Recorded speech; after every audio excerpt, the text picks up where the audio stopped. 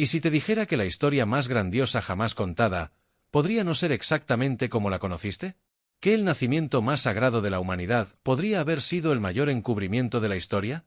Parece una locura, pero un hombre se atrevió a ir más allá de lo que permitía el dogma.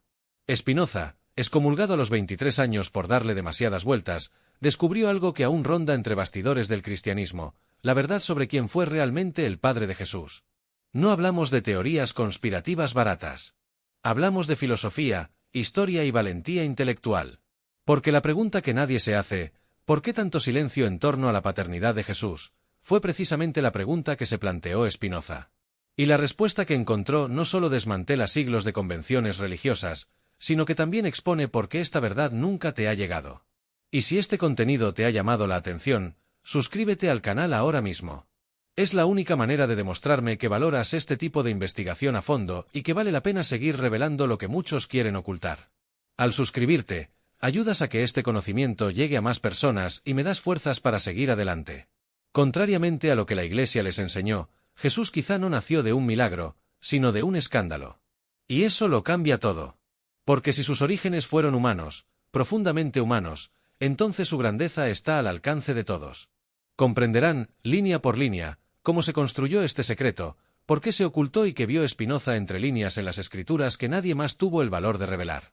Este vídeo es una invitación a ir más allá de lo que te han contado. Es una inmersión en la lucidez de un filósofo que enfrentó la furia de instituciones enteras solo para honrar un principio: la verdad no necesita milagros, necesita luz. Y si tienes el valor de verlo hasta el final, te irás con una nueva perspectiva de Dios, de Jesús y de ti mismo. El silencio que perturba, el misterio de la paternidad de Jesús. El silencio es una de las armas de poder más antiguas. Cuando hay algo que no se puede explicar sin derrumbar un castillo de creencias, la mejor estrategia siempre ha sido callar. Y es precisamente en este silencio, denso, incómodo, casi espiritual, donde se esconde el misterio de quién fue el verdadero Padre de Jesús. Porque si alguien se atreve a hacer esta pregunta en voz alta, el ambiente se vuelve denso. Como si se estuviera violando algo sagrado. Pero ¿es realmente violación o liberación? La mayoría de la gente creció escuchando la misma narrativa, casi como una canción de cuna que nadie cuestiona. María quedó embarazada por obra del Espíritu Santo, José aceptó su rol como padre terrenal, y eso fue todo. Fin de la historia. Pero a medida que la mente madura, este relato empieza a parecer un símbolo, no una realidad. ¿Por qué tanto misterio en torno al origen de quien transformaría la historia de la humanidad? ¿Por qué todo suena tan mitológico? La incomodidad surge precisamente ahí. Ante la ausencia de explicaciones sencillas para algo que se presentó como un milagro. Y no hay nada más peligroso para el control institucional que una mente que empieza a hacerse preguntas. Porque una vez que surge la duda, no muere fácilmente. Es como una semilla, si encuentra tierra fértil, brota con fuerza. Y quienes buscan la verdad, tarde o temprano, se topan con el silencio.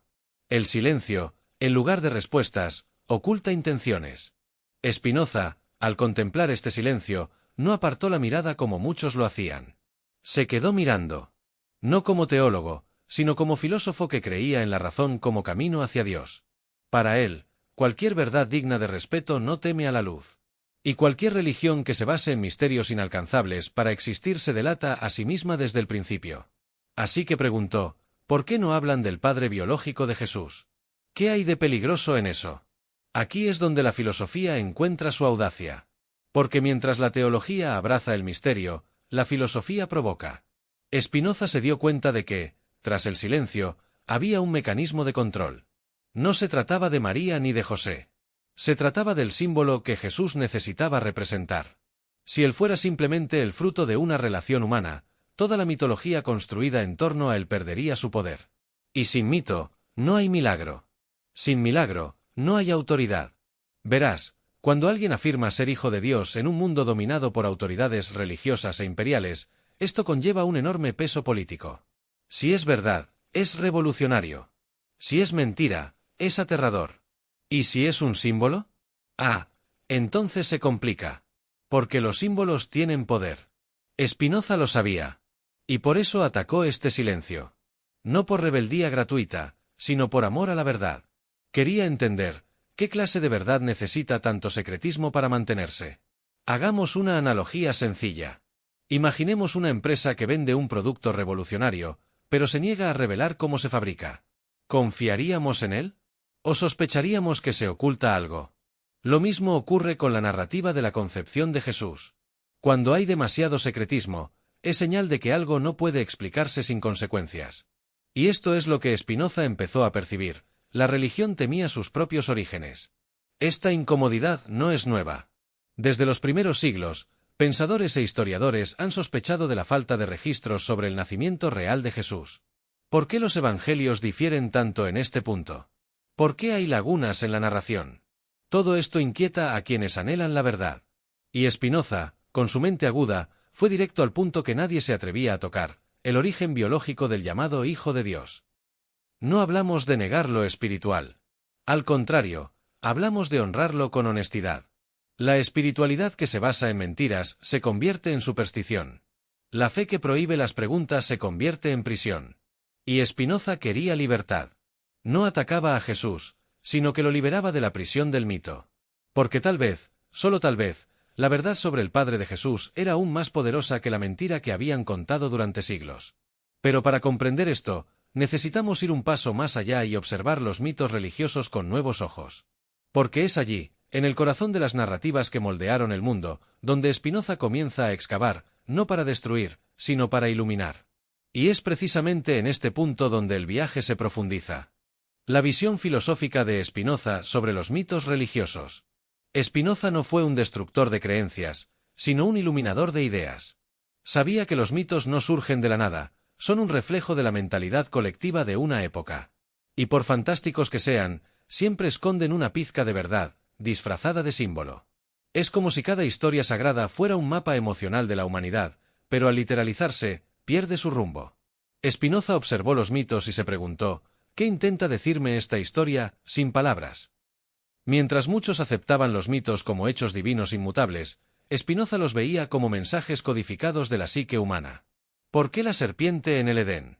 ¿Por qué cruzar el Mar Rojo? ¿Por qué una virgen dando a luz al Salvador del mundo? Nada de esto es casual. Todo conlleva profundos significados. Pero el problema comienza cuando el símbolo se convierte en dogma. Y eso es lo que intentó desenmascarar. No por arrogancia, sino por respeto a la inteligencia humana. La visión de Spinoza fue audaz para su época. No veía a Dios como un anciano barbudo en el cielo, sino como la naturaleza misma en su máximo esplendor. Para él, todo lo que existe es ya una expresión de lo divino. Por lo tanto, si los mitos forman parte de la cultura humana, también son manifestaciones de Dios. Pero ojo, esto no significa que debamos tomarlos literalmente. Es como confundir el mapa con el territorio. Spinoza quería que la gente caminara por sí misma, no que besara el mapa. Los mitos siempre han sido formas de traducir lo inexplicable. Las religiones antiguas usaban imágenes porque sabían que el corazón comprende lo que la razón no puede explicar. Pero con el tiempo, los intérpretes de los mitos comenzaron a imponer sus versiones como verdad absoluta. Y entonces, lo que era sabiduría se convirtió en un sistema. Lo que era un viaje interior se convirtió en obediencia ciega. Y Spinoza, al darse cuenta de esto, rompió con la tradición, prefirió la excomunión a ser cómplice de un teatro espiritual. Para ilustrarlo, pensemos en alguien que sueña con fuego. El fuego puede significar pasión, ira, purificación o incluso destrucción. Depende del contexto, el momento y la vida de la persona. El problema surge cuando alguien dice: siempre que sueñas con fuego, significa que irás al infierno. Ahí lo tienes. Han transformado el símbolo en una prisión. Esto es exactamente lo que Spinoza vio en las religiones que dejaron de interpretar y empezaron a dictar. Creía que la verdadera fe no requiere muletas. No es necesario temer al infierno para vivir éticamente. No se necesita la promesa del cielo para ser bueno. Y mucho menos aceptar mitos literales para experimentar a Dios. Spinoza era un hombre libre en su propia mente, y esto era inquietante. Porque el poder religioso, para mantener el control, necesita un pueblo dependiente. Y la filosofía libera. Como dijo, el miedo es el padre de la superstición. Pero no se equivoquen, no despreciaba los mitos. Al contrario. Los trataba con reverencia, como si fueran poemas sagrados del alma colectiva. Pero exigía honestidad. No se puede usar el mito como una carta en cadena. Es como usar una canción de cuna para silenciar a los adultos. Spinoza quería devolver los mitos a su lugar de origen, el corazón, y arrebatarlos de las manos de quienes los habían transformado en herramientas de dominación. Esta postura lo llevó a ser acusado de hereje, ateo, blasfemo, cuando en realidad simplemente buscaba la coherencia entre la razón y la espiritualidad. Y, admitámoslo, esta coherencia aún escasea en el mundo actual. Basta con encender la televisión o navegar por las noticias para ver a líderes religiosos prometiendo coches, curas instantáneas y lugares paradisíacos, todo por unas pocas fotos. La obra continúa, solo ha cambiado el vestuario. ¿Pero el guión? El guión es viejo. Spinoza fue uno de los primeros en afirmar que la fe ciega no es fe, sino sumisión. Y esto resuena hasta nuestros días. Cuando alguien cuestiona el dogma religioso, a menudo no ataca la espiritualidad, sino que intenta rescatarla del fanatismo. Esto es lo que hizo con los mitos. No los eliminó, simplemente limpió el polvo acumulado por el tiempo, la ignorancia y el poder. Porque, al final, quizás lo verdaderamente sagrado sea lo que sobrevive a la razón. Y es precisamente cuando Spinoza cuestiona el antropomorfismo, esa manía de ponerle rostro humano a Dios, que todo empieza a tener aún más sentido. La idea de Dios en Spinoza y el rechazo del antropomorfismo. El gran punto de inflexión en el pensamiento de Spinoza fue ver a Dios no como un ser externo, con voluntades, estados de ánimo y juicios, sino como la esencia misma de todo lo existente. Esto lo cambia todo. Porque si Dios es todo lo que existe, entonces no está fuera de ti, ni te observa como un juez con un portapapeles. Él es la vida misma, latiendo en cada átomo. Esta visión derribó a los líderes religiosos de su pedestal, y por eso encontró tanta oposición. Después de todo, ¿cómo se puede controlar a alguien que se da cuenta de que forma parte de lo divino? Mientras que las religiones tradicionales representaban a un Dios con rasgos humanos, celoso, iracundo, vengativo, Spinoza dijo, esto es mera proyección. La mente humana, limitada, intenta moldear el infinito con las formas que conoce. Así crea un Dios con barba, trono y cuaderno. Pero esto es tan infantil como pensar que el sol sale solo para ti porque eso es lo que ves por la ventana. El universo no gira en torno a nuestras ilusiones. Y Dios, en la visión de Spinoza, está más allá de cualquier rostro. Este rechazo del antropomorfismo fue una afrenta a la teología de la época. Pero hoy, al reflexionar sobre ello, suena a liberación. Un Dios que castiga y recompensa según el estado de ánimo del día, es un Dios que se asemeja más a un tirano que a una inteligencia suprema. ¿Y cuántas personas viven atrapadas en este miedo infantil, haciendo promesas, negociando, temiendo castigos inventados por quienes necesitaban mantener el control? Spinoza creía que Dios es el orden natural de las cosas, una inteligencia que se manifiesta en todo, en el movimiento de las estrellas, en la simetría de una flor, en la armonía de un cuerpo sano. Y si esto es cierto, entonces buscar a Dios no es cerrar los ojos y esperar un milagro, sino abrirlos para ver el milagro que ya está sucediendo. Decía que comprender la naturaleza era comprender a Dios. Y quizás, por eso, el verdadero conocimiento es una forma de oración silenciosa. Un buen ejemplo de esto es la forma en que abordamos los desastres. La mayoría de la gente todavía cree que un terremoto es un castigo divino o que la muerte de alguien es la voluntad de Dios. Pero Spinoza lo consideraría ignorancia. Los terremotos son el resultado de causas naturales, y la muerte forma parte del ciclo. Nada de esto es personal. Dios no está en tu contra. El problema es que aceptar esta idea requiere madurez emocional. Y las religiones, durante siglos, han infantilizado a sus seguidores para mantenerlos obedientes. Rechazar el antropomorfismo también nos libera de culpas inútiles. ¿Cuántas veces has oído que algo malo ocurrió porque te alejaste de Dios? Como si fuera un niño necesitado que busca venganza. Este tipo de creencia distorsiona la espiritualidad y convierte la vida en un juego de miedo. Spinoza ofrece otra propuesta: vivir éticamente, no por miedo al castigo, sino porque la ética está en armonía con la esencia de la realidad, Dios mismo. Para él, el mal no existe como sustancia, es simplemente una ausencia de comprensión. Y esta idea, si se toma en serio, sana heridas profundas. En lugar de odiar a los demás, intentas comprenderlos. En lugar de sentirte maldecido, buscas claridad. Todo se convierte en cuestión de visión. Dios no juzga, Él es. Y cuanto más comprendes, más te acercas a Él. No mediante rituales ni oraciones vacías, sino a través de la sintonía con la realidad misma. Esto también redefine la oración. En la teología tradicional, orar es pedir. En la visión de Spinoza, orar es comprender. Y comprender conduce a la gratitud. Porque cuando comprendes cómo funciona la vida, incluso en su sufrimiento, descubres que todo sigue un orden. Nada es aleatorio. Nada es cruel. La sabiduría reside en comprender esto. Y esta comprensión cambia tu forma de vivir, relacionarte, trabajar e incluso amar. Rechazar a un Dios humano no es rechazar a Dios, sino rechazar su caricatura. Spinoza creía que lo verdaderamente sagrado reside precisamente en lo que la religión ha descartado: la razón, la observación, la libertad. Y al liberar a Dios de las ataduras humanas, nos liberó también a nosotros. Porque el Dios que se asemeja a ti, también te limita. Pero el Dios que lo es todo abre infinitas posibilidades, incluyendo la posibilidad de ver el nacimiento de Jesús con otros ojos. Y es precisamente cuando miramos este nacimiento a la luz de la razón y de la naturaleza que el misterio se convierte en revelación. El nacimiento de Jesús a la luz de la razón y la naturaleza. Spinoza creía que todo lo que existe sigue las leyes de la naturaleza, y que incluso los acontecimientos más extraordinarios deben tener una explicación compatible con ellas. Así, al analizar la historia del nacimiento de Jesús, planteó la pregunta que nadie se atrevía a plantear: ¿por qué la llegada de alguien tan extraordinario tendría que violar el orden natural? ¿Por qué no podía ser un nacimiento como cualquier otro, pero con un espíritu extraordinario dentro de un cuerpo común?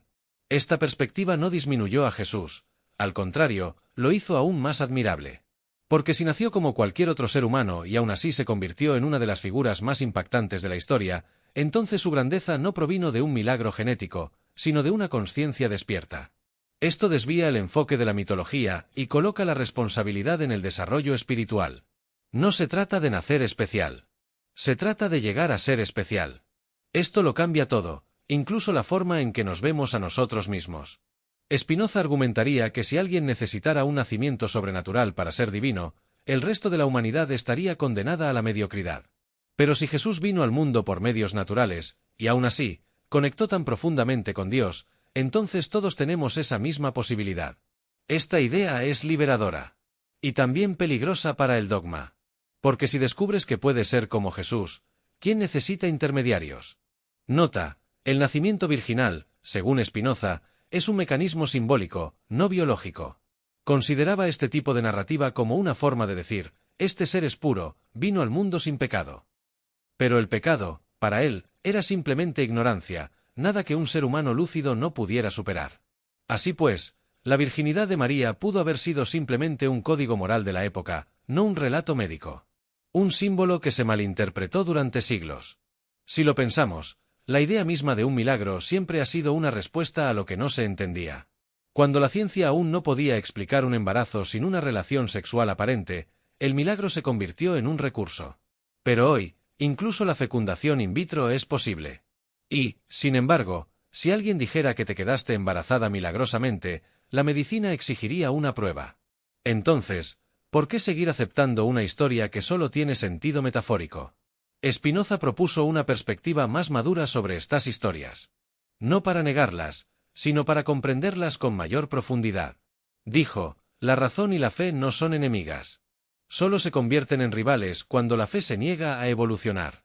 Y cuando se contempla el nacimiento de Jesús con ojos filosóficos, no se pierde la belleza del acontecimiento, simplemente se cambia el encanto ciego por la admiración consciente.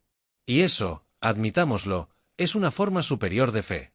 Pensemos en un bebé nacido en un barrio marginal que se convierte en científico. O en una niña violada que crece defendiendo los derechos humanos. La grandeza de estas historias reside precisamente en superar las condiciones naturales, no en negarlas. Spinoza veía a Jesús de la misma manera, un hombre que, a pesar de todo, eligió vivir con ética, compasión y sabiduría. Esto, para él, era más divino que cualquier concepción milagrosa. La espiritualidad, desde esta perspectiva, no es un privilegio de los elegidos, sino una posibilidad para quienes deciden despertar. Y esto devuelve el poder al individuo. Por eso tantas instituciones temían a Spinoza. Decía que no se necesitan santos, rituales ni milagros para acceder a lo divino. Solo se necesita comprensión, conexión con la naturaleza y un alma justa. Una idea simple, pero que derriba imperios espirituales. Este razonamiento también plantea preguntas incómodas. Si el parto fue natural, ¿por qué ocultarlo? ¿Por qué crear un aura de misterio? ¿Qué había de peligroso en ese embarazo como para que necesitaran crear un mito a su alrededor? Y fue en este punto que Spinoza comenzó a profundizar en el trasfondo de la narrativa. Porque si había algo oculto, probablemente había algo que temer. Y cuando se analiza el contexto social de la época, la sospecha de adulterio aparece como una nube que se cernía sobre toda la historia. La sospecha de adulterio y el contexto social de la época. En la época del nacimiento de Jesús, la sociedad judía era profundamente patriarcal y se basaba en estrictas leyes morales. Una mujer embarazada fuera del matrimonio era motivo de escándalo, castigo e incluso lapidación. Esto significaba que un embarazo inesperado, como el de María, requería una explicación urgente, no solo para salvar su vida, sino también para mantener su reputación y la de su familia. Y aquí comienza la tensión. Porque lo que hoy se interpreta como un milagro pudo haber surgido de una necesidad de protección. Spinoza sabía que los símbolos a menudo surgen para encubrir heridas sociales. Y la sospecha de adulterio en la historia de María lleva todas las características de un secreto doloroso. Si estuviera comprometida con José, pero embarazada de otro hombre, su vida correría peligro. ¿Y si el verdadero padre fuera alguien inconveniente o prohibido? La única manera de salvar su honor sería santificarla. Y eso es lo que pudo haber sucedido. El tabú se vistió de gloria. Por supuesto, esta idea resulta incómoda. Desmonta la historia de su pedestal y la sitúa en el terreno, entre personas reales. Pero ahí es precisamente donde Spinoza vio la belleza. Porque, para él, lo humano no necesita estar oculto para ser sagrado. Al contrario, es cuando afrontamos nuestros dilemas más difíciles con valentía y dignidad que tocamos lo divino. Si María tuvo que ocultar la verdad por miedo, eso solo demuestra la crueldad del mundo con las mujeres en aquella época. Vale la pena recordar que el propio Evangelio de Mateo menciona que José consideró dejarla en secreto. Esto no parece propio de alguien que comprendiera un milagro, sino de alguien que sospechó una traición, pero decidió protegerla. Esta reacción humana de José apunta a una realidad que no coincide con la versión celestial de la narración. Y Spinoza, con su perspicacia, no pasó por alto este detalle. Sabía que los textos sagrados no son neutrales, se construyen dentro de contextos. El contexto político de la época también influyó.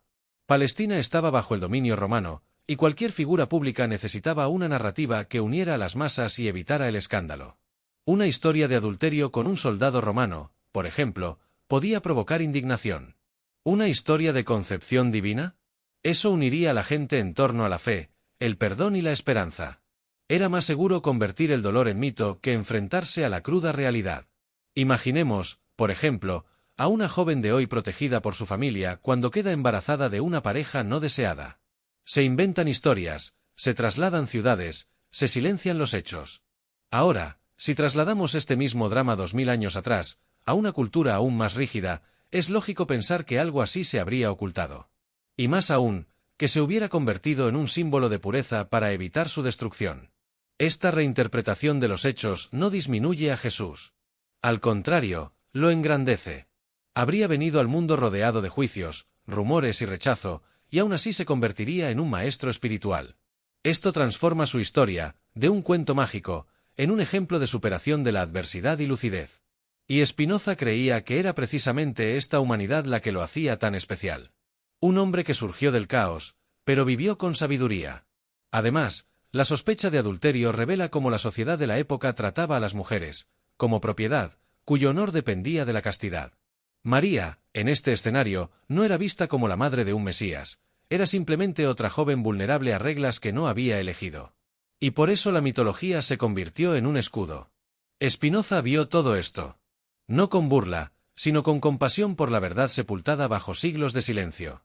Y este silencio se vuelve aún más revelador cuando nos preguntamos, si José no era el padre, ¿era solo un instrumento? ¿O había algo más simbólico tras su presencia en esta narración? ¿Fue José solo un instrumento? La crítica simbólica de Spinoza. Al observar el papel de José en la narración del nacimiento de Jesús, algo salta a la vista, está ahí, pero no está.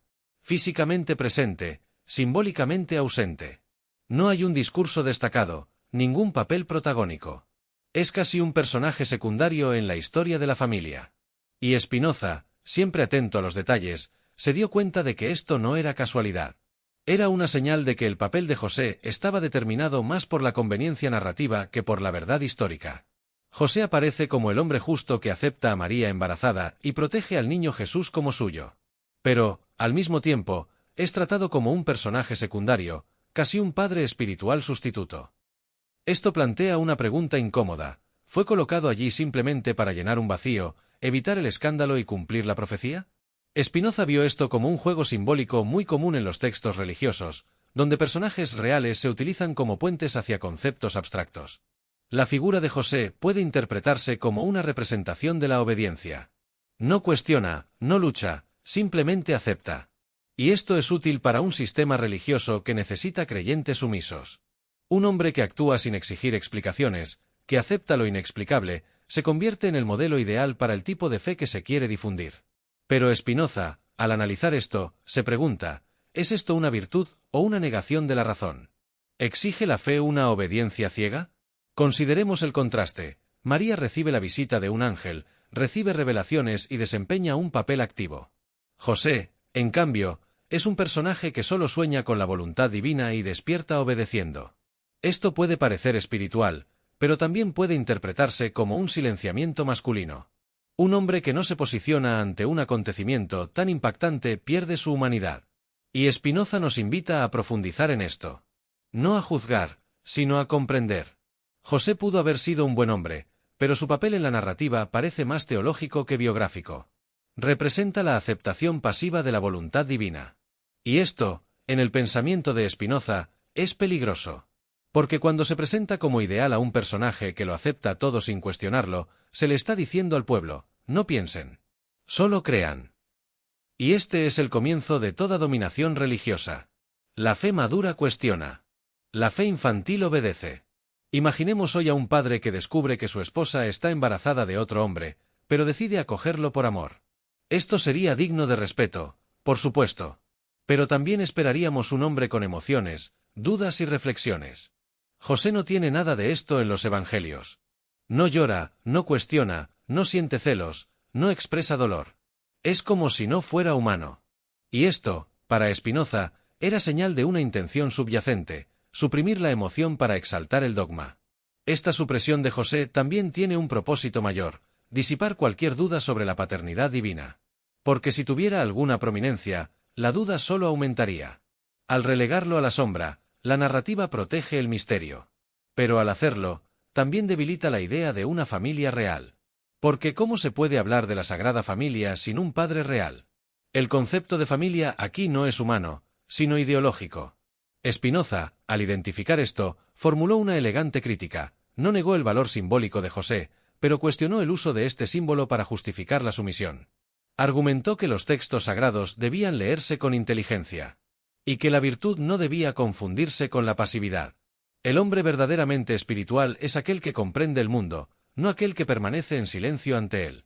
Y José, en este punto, se transformó en un ejemplo de silencio, no de sabiduría. Todo esto nos lleva a preguntarnos, si José no era el padre, y si su papel era simbólico, entonces, ¿quién fue el verdadero padre de Jesús? El nombre que ha circulado tras bambalinas en la historia es el de un soldado romano. Y ahí es donde la cosa se complica.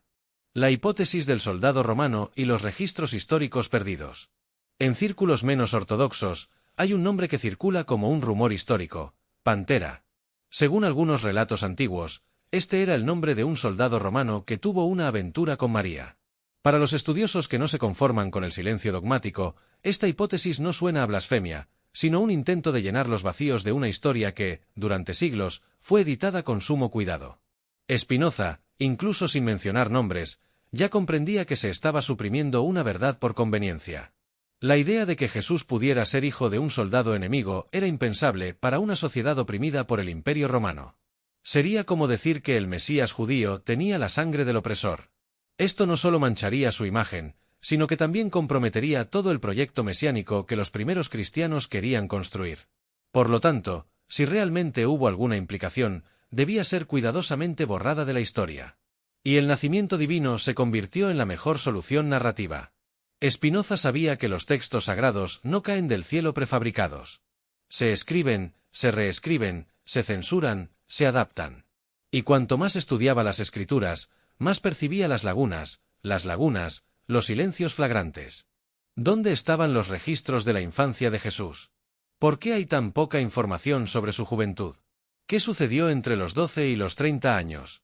Esta laguna no es solo biográfica, sino también política. Un vacío que permite borrar lo inapropiado. Si Jesús fuera efectivamente hijo de un soldado romano, eso explicaría el intento de la narrativa cristiana de exaltarlo como hijo del Altísimo. No para mentir, sino para proteger. Para proteger la fe, para proteger a María, para proteger al pueblo. Pero Spinoza preguntaría, ¿quién protege la verdad? Porque si se construye una espiritualidad sobre mentiras bien intencionadas, tarde o temprano se convierte en una prisión. Y él creía que solo la verdad libera, aunque duela. No es difícil imaginar por qué desapareció esta parte de la historia. El imperio, los fariseos, los primeros cristianos, todos tenían sus intereses. Y un Mesías de origen dudoso no les convenía. Así que crearon una historia que sería aceptada, admirada y segura. El problema es que, al hacerlo, también desperdiciaron la oportunidad de mostrar a un Jesús verdaderamente humano, hijo de un amor imposible, nacido de un contexto tenso y real. Un Jesús que, a pesar de todo, eligió trascender. Spinoza sabía que para encontrar la esencia de alguien, hay que buscar en sus raíces. Y quizás el silencio sobre el Padre de Jesús no sea un detalle, sino la clave. Porque comprender su origen nos ayuda a entender por qué fue tan revolucionario. Si creció rodeado de rumores, rechazo y sospechas, es lógico que se compadeciera de los marginados. El dolor lo hizo sabio. Y eso es lo que la narrativa oficial intenta ocultar. La hipótesis del soldado romano, en este sentido, no disminuye a Jesús, sino que lo engrandece. Demuestra que no necesitaba privilegios genéticos ni estatus divino para ser extraordinario. Nació en medio del caos y se transformó en luz. Esto es mucho más poderoso que cualquier narrativa mitológica. Y es precisamente este tipo de verdad la que temen las instituciones, la verdad que libera al individuo y debilita al sistema. Para muchos eruditos modernos, la figura de Pantera aparece en textos apócrifos, comentarios rabínicos y relatos que la Iglesia decidió ignorar. Y Spinoza, de haber tenido acceso a estos materiales, sin duda los habría considerado seriamente. Porque creía que la razón debe investigar hasta donde teme llegar la fe. Y que, si Dios es veraz, no puede ofenderse por quienes sinceramente buscan comprenderlo.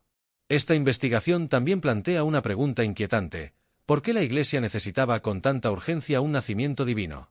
¿Qué estaba en juego al construir esta narrativa? Spinoza percibió que el problema no era teológico, sino político. ¿Por qué la Iglesia necesitaba un nacimiento divino? La necesidad de un nacimiento divino para Jesús surgió no solo de la inspiración espiritual, sino como una respuesta estratégica a una urgencia institucional.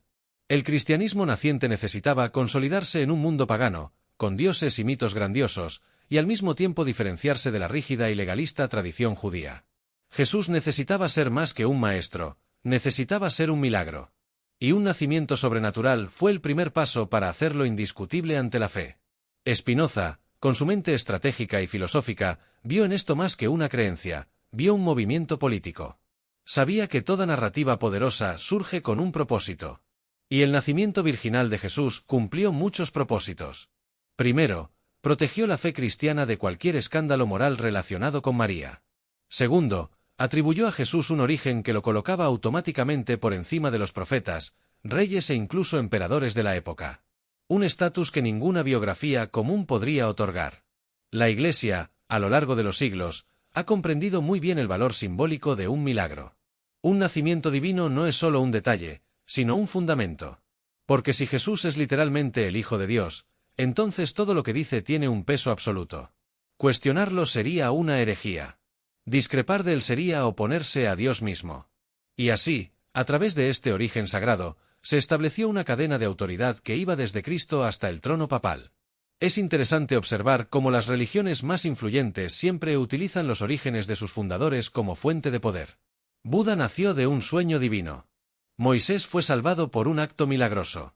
Mahoma recibió revelaciones angelicales. Todo esto crea un aura de autoridad incuestionable. Pero Spinoza sabía que la autoridad basada en milagros es frágil. Porque no resiste la prueba de la razón. Y cuando la razón empieza a cuestionar, el sistema se tambalea. Para él, la verdadera autoridad proviene de la sabiduría y la coherencia de vida. No de la sangre ni del cielo. Y Jesús, si hubiera nacido de un padre común y corriente, pero hubiera vivido con rectitud, aún habría tenido autoridad moral. De hecho, quizás incluso más. Porque demostraría que cualquiera, con valentía y comprensión, puede alcanzar lo divino. Pero esto sería peligroso para una iglesia que quería creyentes dependientes. Por lo tanto, el nacimiento milagroso se mantuvo como un dogma intocable. Imaginen una religión que dijera: nuestro maestro era un hombre común, hijo de una pareja pobre, pero vivió con tal verdad que se convirtió en una luz para el mundo. Eso sería inspirador. Pero no tendría el mismo poder de control que decir: nació de una virgen, concebido por el Espíritu Santo, enviado del cielo. El primer camino empodera a las personas. El segundo crea una distancia entre lo sagrado y lo humano. Spinoza eligió el primero, y lo pagó caro. Esta estrategia también reforzó la exclusividad. Si Jesús provino de un nacimiento divino, nadie más puede ser como él. Esto fortalece al clero, los sacramentos y la jerarquía religiosa. Cualquier experiencia espiritual fuera de la Iglesia se considera herejía o engaño. Spinoza, al desafiar esta lógica, decía algo revolucionario: no es necesario ser hijo de Dios para ser divino, ya se forma parte de lo divino. Solo hay que recordarlo. Esta idea subvierte toda la estructura religiosa basada en la intermediación. Si lo sagrado es directamente accesible, sin rituales, dogmas ni figuras mediadoras, ¿cuál es el papel de la institución? Por eso la Iglesia necesitaba mantener el nacimiento milagroso de Jesús como verdad absoluta. Porque derribar este pilar pondría en peligro todo el edificio de la fe institucionalizada. Y cuando Spinoza se atrevió a sugerir que los orígenes de Jesús podrían haber sido humanos, no atacaba la fe, sino que señalaba una verdad más profunda. Y es precisamente ahí donde revela el verdadero significado del verdadero Padre de Jesús, un símbolo de ruptura con el sistema. El verdadero Padre de Jesús, símbolo de la ruptura con el sistema. Para Spinoza, la búsqueda del verdadero Padre de Jesús no era una obsesión biográfica, sino una investigación sobre los símbolos y el poder. El padre biológico, quienquiera que hubiera sido, se volvió irrelevante frente a la figura histórica en la que se convirtió Jesús. Y es precisamente esta ausencia, este vacío deliberado, la que conlleva la mayor trascendencia. Jesús fue, quizás, el primer gran símbolo de una ruptura con el sistema. Y el misterio que rodea su paternidad forma parte de este mensaje velado. Al no tener un padre declarado, Jesús escapa a los linajes, títulos, herencias y castas tradicionales. No es hijo de un sacerdote, un rey ni un líder militar. Nace al margen. Esto lo convierte en una figura peligrosa para el sistema, pero también inspiradora para quienes viven al margen. Spinoza vio en esto una profunda lección: la verdadera autoridad espiritual no proviene de la nobleza, sino de la conciencia despierta. Y al no tener un padre oficial, Jesús simboliza el fin de la jerarquía de nacimiento. Este vacío paternal abre el camino a algo más radical, la idea de que el individuo no necesita legitimidad externa para ser quien es. Jesús no fue moldeado por una figura paterna autoritaria ni por una estructura de poder que lo nombrara profeta. Emerge como alguien que se escucha a sí mismo, a la naturaleza, a su voz interior. Y esto, para Spinoza, es el verdadero milagro. Porque es mucho más raro que alguien se libere de los sistemas que nacer de una virgen. El padre ausente, en este sentido, se convierte en el símbolo de la ruptura con el patriarcado religioso. No hay ningún hombre tras la autoridad de Jesús.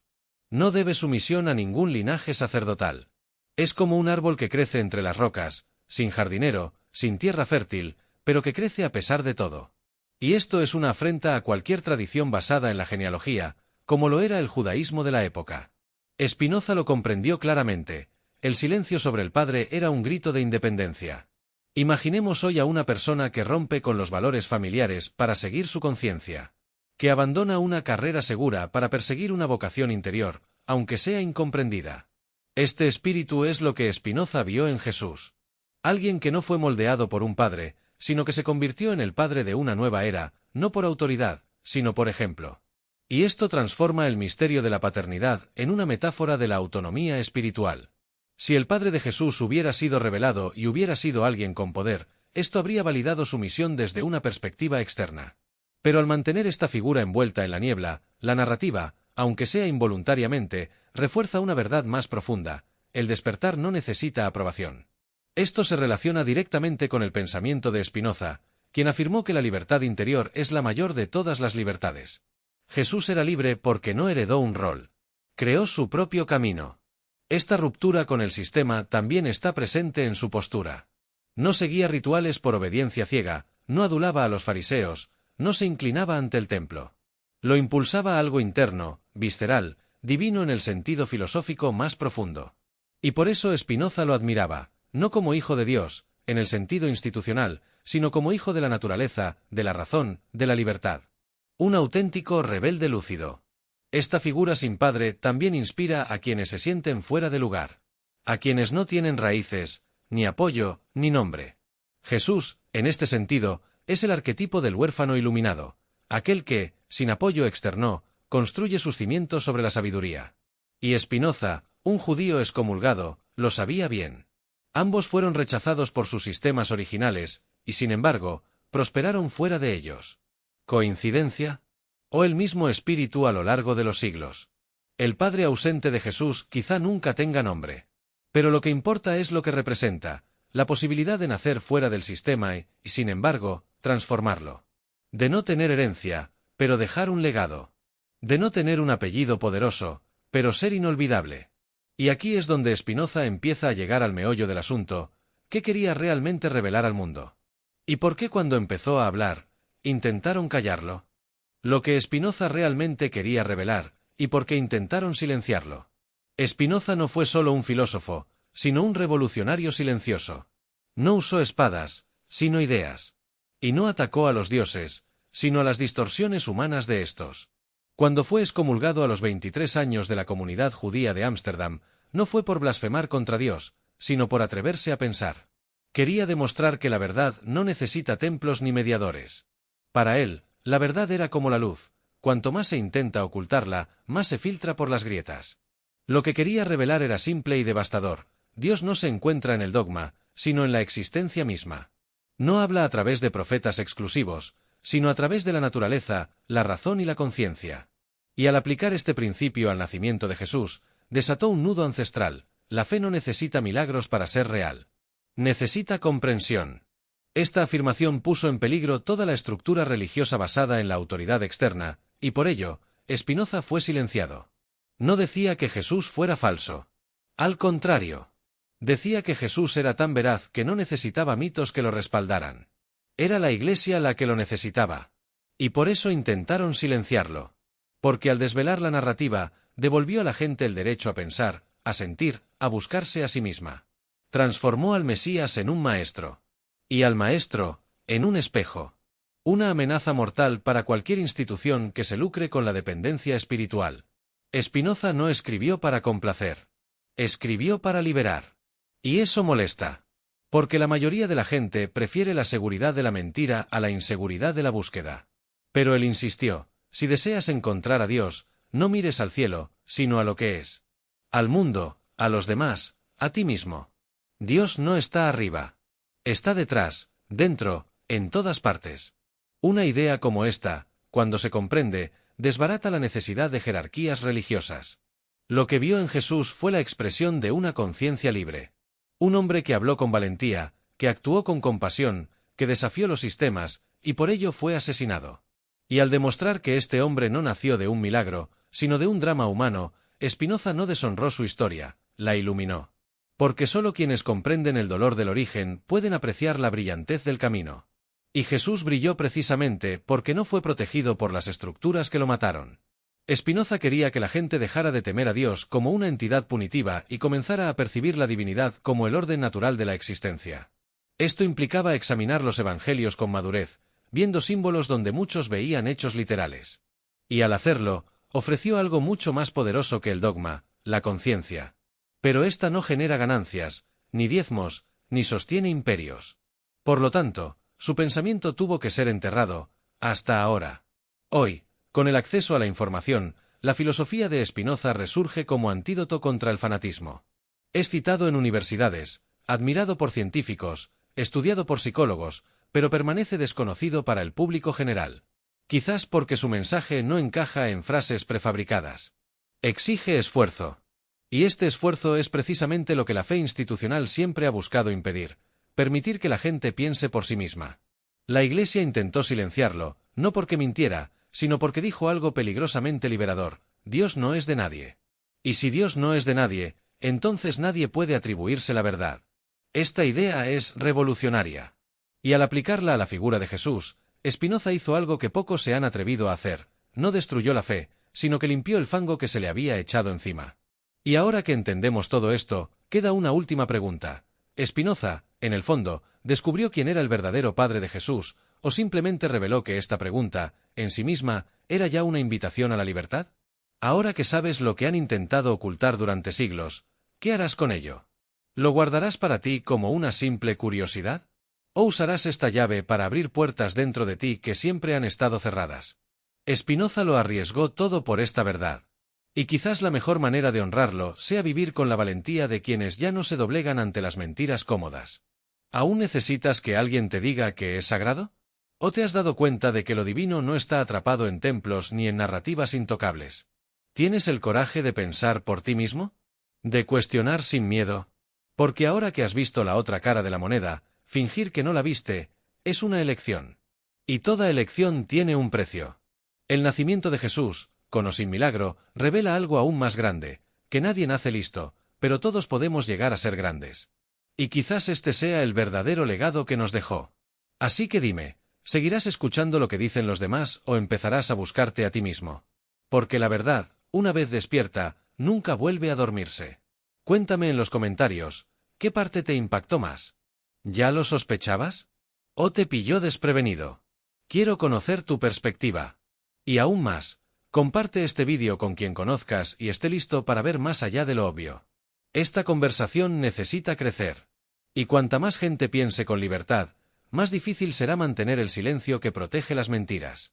Si quieres seguir accediendo a contenido como este, profundo, reflexivo y transformador, suscríbete al canal y activa la campanita.